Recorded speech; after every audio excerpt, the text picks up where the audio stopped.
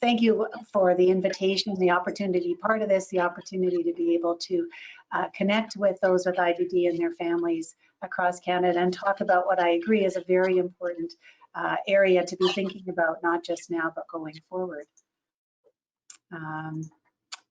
There we go. So we do have a polling question for you just to start off with. Since COVID-19, are you experiencing greater mental health challenges?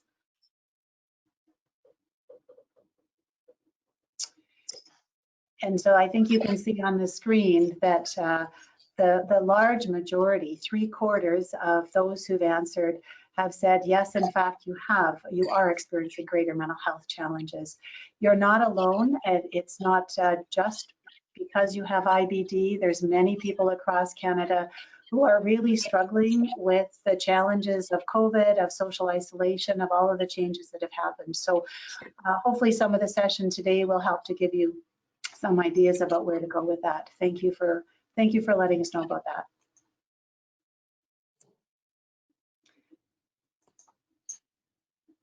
There we go. So I just wanted to go back to a little bit about what Eric was saying a moment ago in trying to get a big picture view of where this pandemic might be taking us.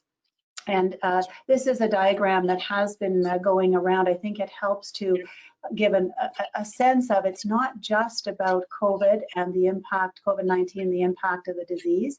You see that in the purple wave there. That's where all of our attention has been focused in the health system. And of course, I think across the country and even in day-to-day is preparing for and protecting from COVID.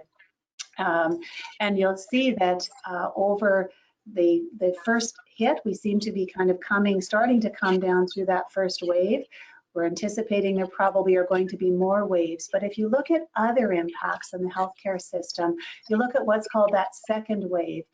That's focusing on other areas, other aspects of health that may be where people might be coming into hospital for other reasons than COVID, and we need to start paying attention to and picking up and caring for that area. Also, though, chronic disease, there's concerns that many people have been waiting to look after their illness, and that we're going to see some impacts of that. But the fourth wave is that red line that you see. So early into the onset of the COVID pandemic spread, we start to see some impact of on people's mental health, how they're feeling about things, how they're managing.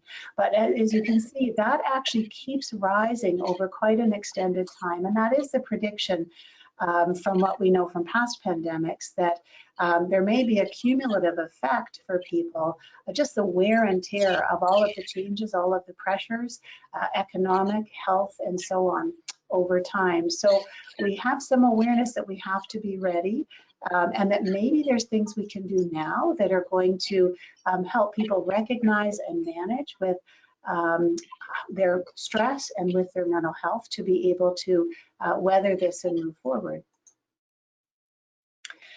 So a number of you said that you in fact have noticed some mental health challenges or changes since the beginning of COVID.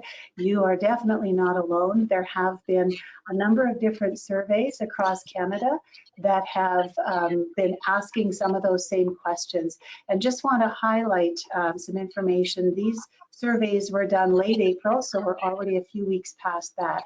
But just to highlight that the number of people who are regularly feeling stress has doubled since the beginning of COVID. So about 20% of the population was saying, yeah, before COVID, I often felt quite stressed.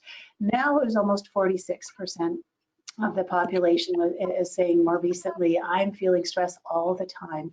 Half of the population surveyed, these are all adults, were reporting that their mental health is worsening. And in fact, 1 in 10 were saying it's really worsened quite a lot. And looking more specifically, not just generally at mental health, that's a pretty broad term, but thinking more specifically about common mental health conditions like anxiety and depression.